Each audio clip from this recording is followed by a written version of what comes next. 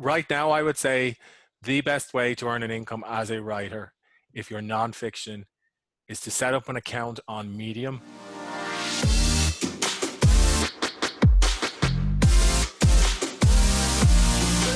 Hey everybody, welcome to the Live Your Legacy podcast. My name is Darius. The goal of our show is to help you live your own legacy by connecting you to people and concepts that have made a tremendous impact on the lives of others.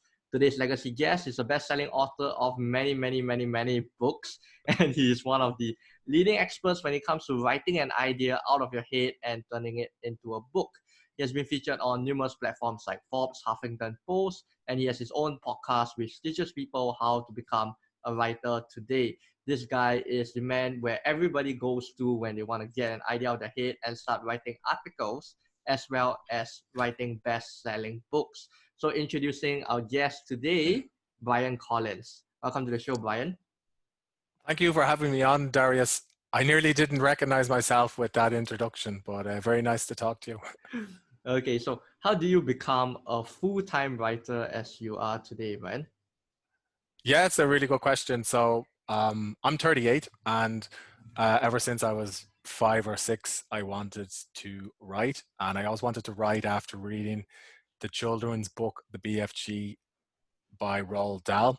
So I ended up studying journalism when I finished school because I figured that's how I could get a job as a writer. And I worked in journalism for a couple of years when I graduated in my mid-20s, but there was just one problem. I wasn't a very good journalist.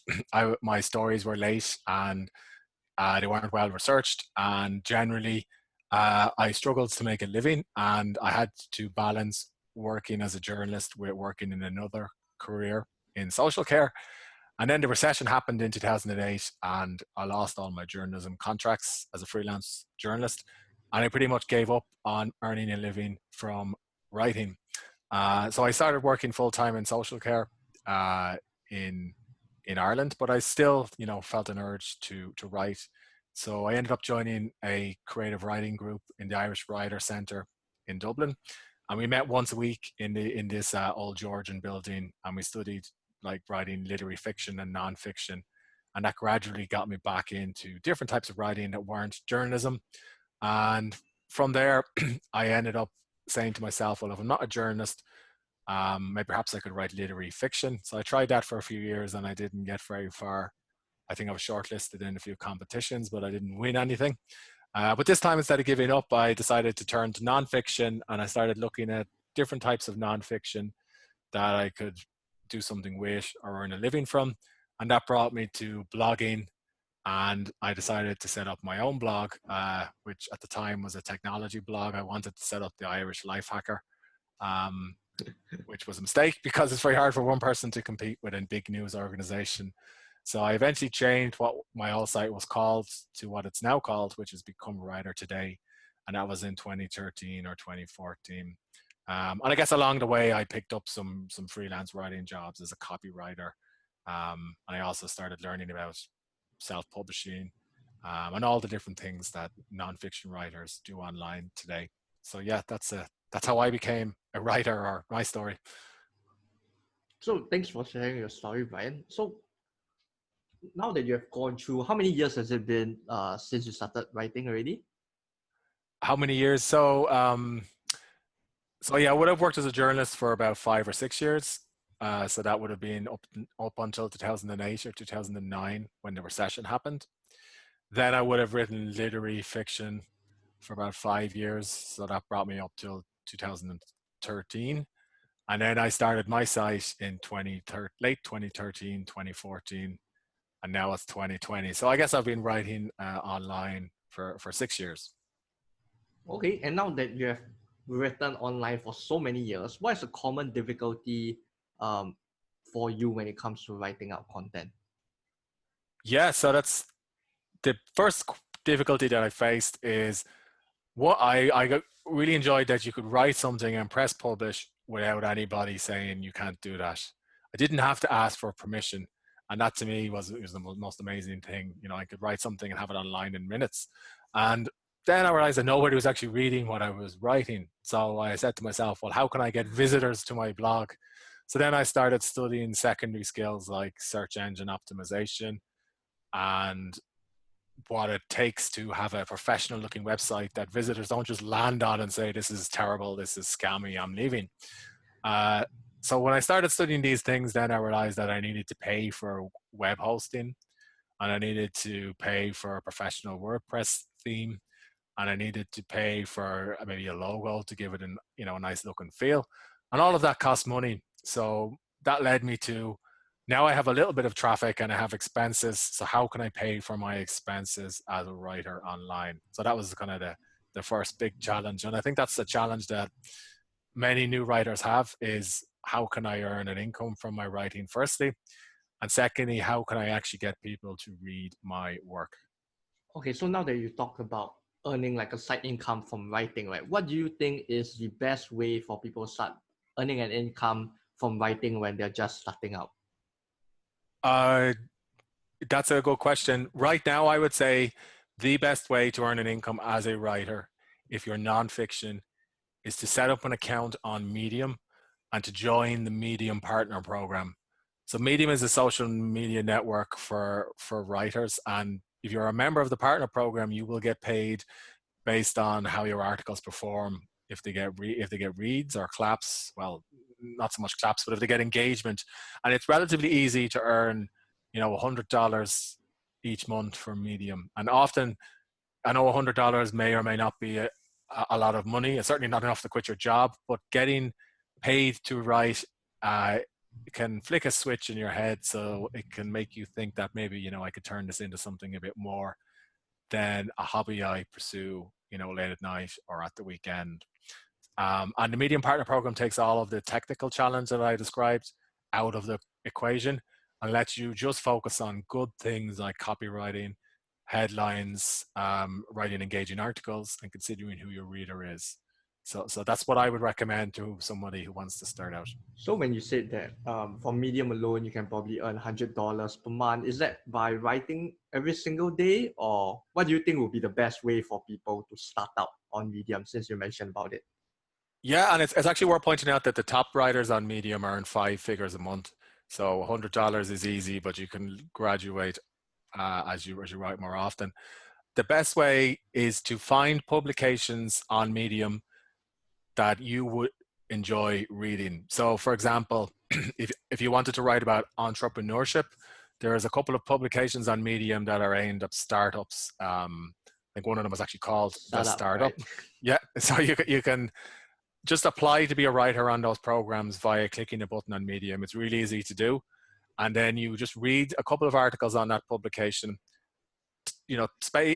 special attention to the headlines and the content of those articles, and then try and write something similar based on your experiences and submit it. And even if your first one doesn't do well, because it's so easy in Medium to write a new article, and then you can learn from that and get going from there. And then once you have a body of work that you can point to, it'll open up doors for bigger publications that you may want to write for outside of Medium. So that's what I would recommend. And also to find writers who are within your niche or area and follow them and study what they do and learn from them.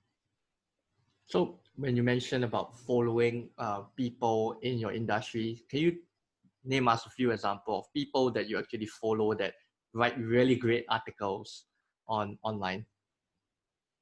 Yeah, so there's a couple of online writers that I've followed over the years. The one that immediately springs to mind is Joanna Penn from The Creative Pen. And I learned a lot about self-publishing from Joanna, and also about how to keep going even when you want to stop. And also what it takes to build a creative business. And I learned it through her podcasts and through her books, maybe more so than her online articles. The second online writer that I learned from isn't necessarily one individual, it's actually a company.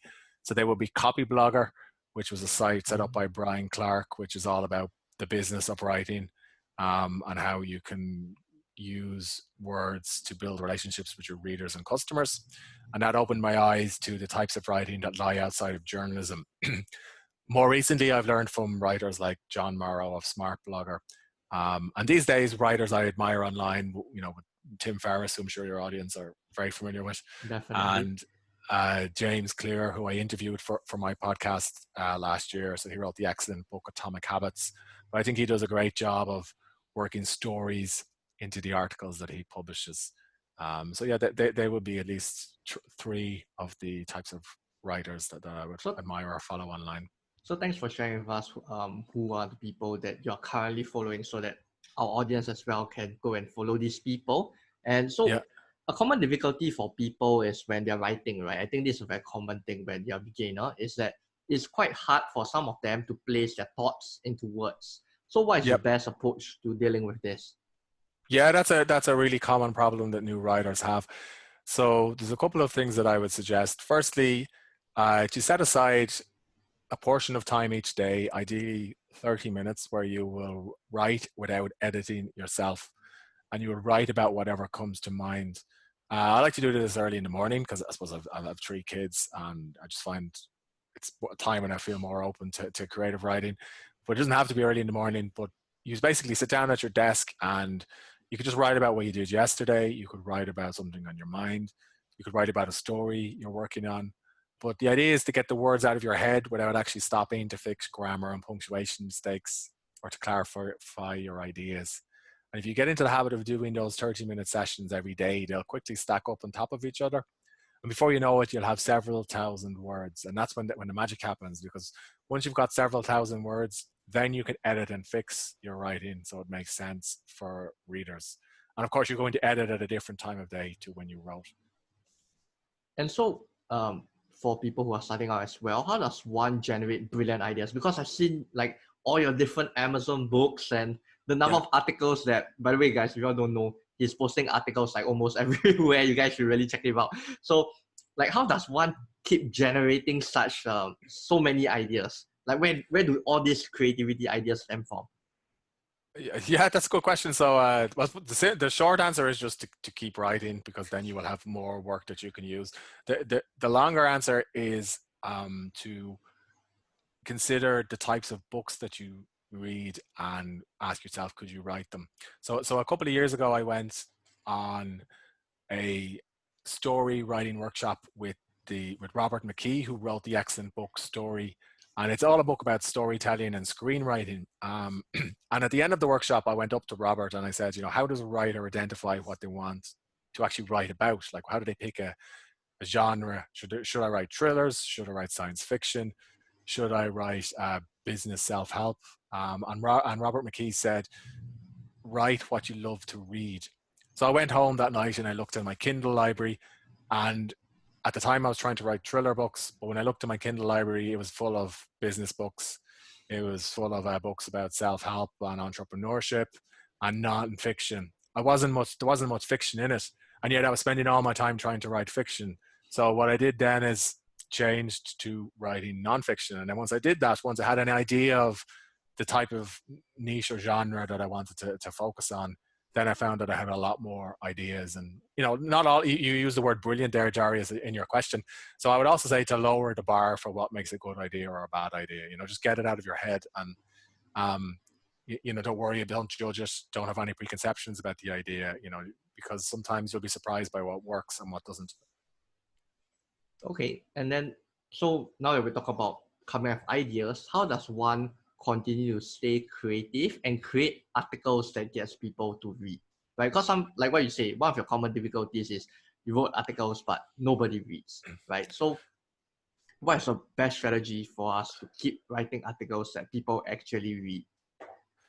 Yes, I'll give you a tactical answer and then a more strategic answer. The tactical answer is to study search engine optimization and email marketing. So search engine optimization is when you have your own site that you're using the language and keywords that your audience is searching for in Google, and to make sure you've worked that into your headline, the body copy, and the meta description, and throughout the post.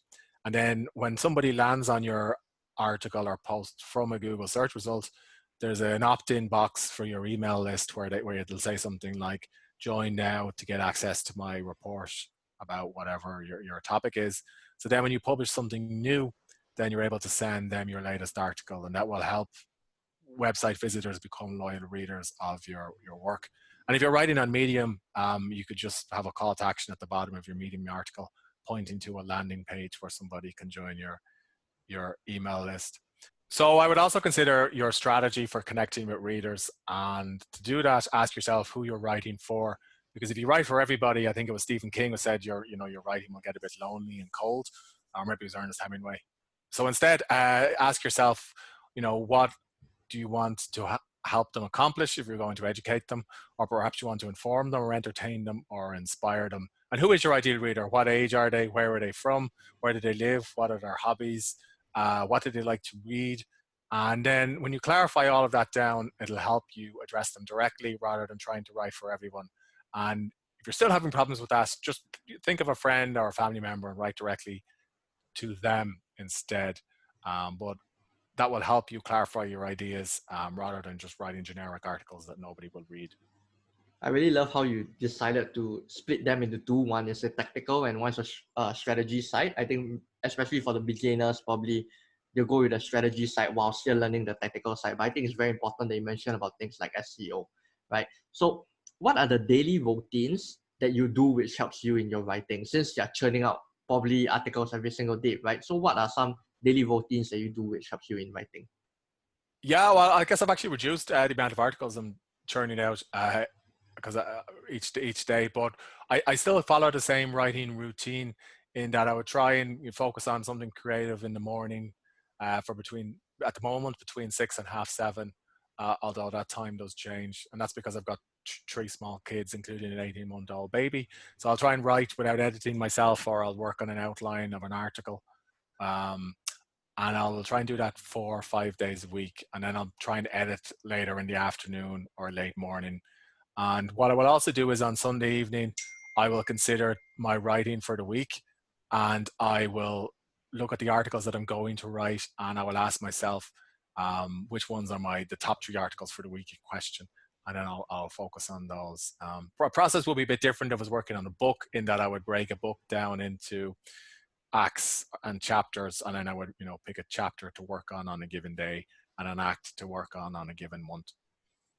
Okay, so now that we've gone into your process of writing and editing as well, what are your best productivity strategies that you use to keep writing? And I know you address this in some of your books as well. So do share with us what is your own personal productivity strategy, because most of us, when we start writing, then we start to daydream and oh yeah, there's this new idea, there's this other new idea, right? So what is that strategy that keeps you focused and writing for that few hours? Yeah, and so my favorite productivity strategy is one I learned about years ago, and it's one I still use. It's the Pomodoro technique, and maybe your audience have heard of it, but basically it involves just getting a timer, and it could be an egg timer, or you could use your phone, although I don't recommend using your phone because you can get distracted by notifications. And set the timer for 30 minutes and pick a single task, which in my case is writing, but I mean for your audience it could be working on something related to their business, and just work on that for 30 minutes and nothing else without interruption. And then when the buzzer sounds, you get up and you take a 2 to 3 minute break to stretch, or in my case I go down and make some tea, and then you sit back down and reset the timer, and then you go for another 30 minutes, and you repeat until one of 2 things happen. One is you've finished your work for the day for this particular project, or 2, you've stacked 4 sessions on top of each other, in which case you're probably, if you're like me, pretty tired, so you might go for a nap or make a sandwich or just take a longer break. Okay, so now that we've gone and you tell us, and really thanks for sharing with us like what really works best for you, because that's the whole point of you coming onto the show, to share us what strategies you're currently using for writing. So what is the greatest challenge that most people don't know about going into full-time writing, right? Because most of the people are maybe just on Medium or maybe on blogs, and they're just trying to make a side hustle. But now that you're full-time into writing, what is the greatest challenge that most people don't see about full-time writing? Yeah, the big challenge that a lot of people have when they want to go into full-time writing is understanding that writing is a job, and it's also, if it's full-time, it's also going to be a business for you. And that means you need to spend time on other activities that are not directly related to creative work, or words on the page or editing. So for example, you might need to hire a contractor who's going to help you fix a problem you're having with your site because it's frustrating you and causing you to not have enough time to write. Or I think in my case, I used to spend a lot of time on the books. So when I started getting paid from books I'd sold, I had to manage all the taxes and all the also the courses that I'd sold as well to readers, which sounds like a good problem, but paying your tax bills is still stressful. You don't want to overpay or underpay. So I tried doing it myself, and I just got a bit frustrated with it. So I used some of my income to hire a bookkeeper, and that immediately freed up hours of time. And then the bookkeeper told me I was doing it wrong anyway. So Oh man. so that to me was good to fix that. But yeah, I mean, treat your writing like a business, and that means spending time on other activities that you might make you feel uncomfortable at first, but which are still important. So what would you say to people? What would you think is like your best advice to people who are transiting from a side income of writing to full time in writing? I would What should say they be focusing don't on? quit your day job just yet. Ask firstly, you should build up at least a year's worth of salary for yourself, so you have a cushion and you're not stressed about it. Secondly, to consider how you want to spend your day, what an ideal day for you would look like, and how much of that is going to be writing versus doing other activities. Because I've interviewed a lot of New York Times best-selling authors for my own show, and I've also spoken to them like informally on Zoom calls and so on. And what I've learned is a lot of nonfiction authors have a business behind their books. So they will have a coaching service that they'll offer. They will have a seminar that they may run. They will have some software that they're selling. They will have courses. So they're not directly, or they're not earning a living just from their books. Their books are almost like a calling card or a business card into their world. Whereas fiction authors, on the other hand, because of the nature of fiction, might have a series of books within a world like Game of Thrones, and maybe they're doing it, earning a living full time just from writing. But nonfiction authors tend to have other parts of their career that they focus on as well. So maybe to ask yourself, what would that look like for you? Okay, and so what do you think should be the main focus of someone who's transiting from um, not full time to full time in writing? What will be the main focus of the transition from not being a full-time to becoming a full-time writer? Well, you're going to have to pay your bills firstly. So once you've ticked that box, which I'm assuming you'll have ticked if you're going to transition, next you're going to have to ensure you have a way of connecting with other people because writing is an introverted profession. You spend a lot of time alone in your room.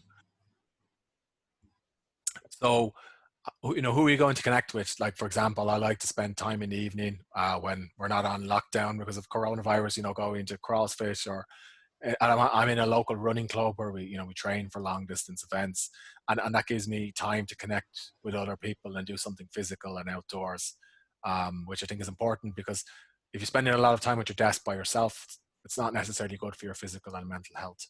So to have a way of, pay your bills firstly, or have a way of paying your bills. Secondly, have a way of connecting with other people that takes you outside of your room or wherever you're working on. And once you have those two things in place, then if you are ready to make the jump, then I'm going to presume you've already picked your genre and your specialism and what you're going to focus on. Okay, so now we talk about scaling in terms of writing. So what is the best way to monetize writing to earn six figures just like you? So the best way to earn six figures is really different for every type of writer, but for a fiction author, it could be writing a series. And many of the fiction authors I've met or learned from have a world that they invite readers into, and they'll have 9 and 12 book series, like Game of Thrones, which we're talking about there a few minutes ago. But for nonfiction authors, the best way is to consider how you can take your writing and turn it into something else. So if you've written a series of articles on Medium and they've performed quite well, could you turn them into a book and then sell that on Amazon? And then if you've written and self-published your book, could you turn that into an audiobook? Or could you create a workbook from that book that people could buy? And could you create a print version of the Kindle book? So then you're creating multiple products from from a single piece of creative work. And you mentioned there about the amount of articles I've written, but like a lot of those articles are ideas that I've reworked and changed into book chapters, and then book chapters into books. was more variations on a theme rather than something brand new each time. And then you could also create online courses. Like that's a fantastic way for anybody who's writing online to earn a living. Sometimes people like to consume information in different ways. You know, some people like to read it in a book. Some people like to take a video course. So that's something else that you can do as well. And you are serving your readers because you connect with different readers because we all like to learn differently. So those are some of the strategies that I would recommend. Okay, so one of the last few questions is, what is like your current best marketing strategy when it comes to marketing your books? Yeah, so the marketing strategy that I've used quite a bit is to work with beta or early readers or advanced readers, or there's a couple of different terms for it, but that's where when you've written a draft of your book and you're relatively happy with it, you will ask, you know, a select group of your email list, which we talked about, to read an advanced copy of your book and to give you feedback that you can use to improve it. And then when you've improved the book and fixed the issues, then you're going to ask them to help you launch it. So they will, you know, potentially leave a review on launch day on Amazon, and they'll potentially tell their friends and family about it. And that can work quite well because of the nature of the, you know, the internet, and you can be one to many. So you can have like a couple of hundred people on your advanced reader group, and that tends to work quite well for book launches. The other strategy that's worked well for me in the past is Amazon ads. So Amazon have an advertising platform for authors, and it does take a little bit of time to figure out. It's not quite as evolved as Facebook, but you can set up what are called auto keyword ads, and put a capped budget on it, and that should help you sell, you know, some copies of your book relatively quickly without having to spend hours, you know, wading into ads. So that's what I'd recommend: a combination of Amazon ads and, you know, gathering a group of advanced readers. So just like you mentioned about advanced readers, right? Roughly how many advanced readers do you want to get, or do you want to get as much as you can? Well, anytime I've done it, I've had like several dozen advanced readers. I know some bigger authors might have several hundred or even several thousand advanced readers, but then what will happen is you'll get conflicting feedback. So somebody, you know, reader A might tell you they didn't like chapter 2, take out that metaphor, and then reader B will tell you they love chapter 2, keep in that metaphor. So then it can get a bit confusing, and you need to ask yourself, how can you be true to your book? So personally, I recommend, for me anyway, is you know, maybe several dozen advanced readers so that you can get on the phone with them or Zoom, or that you can have email feedback with them, because it becomes harder to manage if you have more than several dozen, or even a Okay. dozen, or even five or six is enough. But just show your work to somebody, and you know, see what they have to say. Okay. So what questions do you usually ask when you pass it to the readers? You know? So I normally set up a Google form, and I'll ask questions like, what did you like about the book? What did you find confusing? What would you like to see more of in the book? What would you like to see less of in the book? Did you find any obvious errors? If so, could you provide an example? Which of these titles is the best title for the book? And normally that's enough to get some feedback, but you don't want to ask so many questions that the reader is completely overwhelmed and they won't fill out the form. Or another option is just to get on a call on Zoom or Skype and just talk to them informally about the book. Okay. Ken, thanks for all these insights, especially your best marketing strategies right now. So before I ask my last questions, where can these people, the audience, learn more about you and learn from you? Sure. So Darius, if your audience visits becomeawritertoday.com/join, and I'll send you a free book of writing prompts which you can use for your nonfiction to find ideas and start writing on Medium and earn a couple of $100. I also have a show called the Become a Writer Today podcast, which is on iTunes, and I interview New York Times best-selling authors. And if you want to learn more writing advice on the go, you could subscribe to the show. Okay, so last question is, what is the legacy you want to leave in this world? It's a great question. Yeah, I was thinking about that before our interview. I guess it would be to help people, particularly writers, who want express themselves in the best way that they can, and help them help their readers and get paid well for doing it. Okay, thanks for being on the podcast, Bryan. If If you guys want to learn more about writing and really knowing what to get out from your brain or the thoughts and creative ideas into a book, a best-selling book, or even articles, then head over to Bryan website. I highly encourage you to go and read all his articles as well. It's pretty good. And if you like this episode, do make sure to subscribe, rate, and like this podcast. Till the next episode, start living your legacy.